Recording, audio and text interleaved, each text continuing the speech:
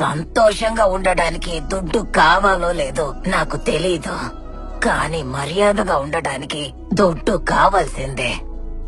జీవితంలో బతకడానికి ఎవరైనా దుడ్డు అవసరం లేదు అని చెప్పినారంటే వాళ్ళకి దుడ్డు సమస్య లేకుండా బతుకుతున్నారు కాబట్టి అట్టా చెప్తున్నారని అర్థం.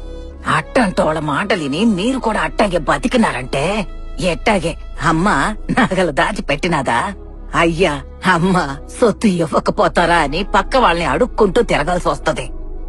చేసే పనిలో ముందు ఆడదానికి ఎప్పుడైనా స్వతంత్రం కావాలి. అట్టా అది మట్టుకు ఉండదంటే మిగతా స్వేచ్ఛ ఆళ్ళు ఇళ్ళు ఏందే మీకిచ్చేదే. అట్టా మీరు గాని మారినారంటే 60 ఏళ్ల వయసులో నేను అర్థం చేసుకున్న స్వతంత్రం, 30 ఏళ్ల వయసులో నా కూతురుకు దొరికిన స్వతంత్రం, 15 ఏళ్ల వయసులో నా మనవరాలకి దక్కబోయే స్వతంత్రం, ఇక దానికెప్పుడంటే ఒక కూతురు పుట్టినప్పుడు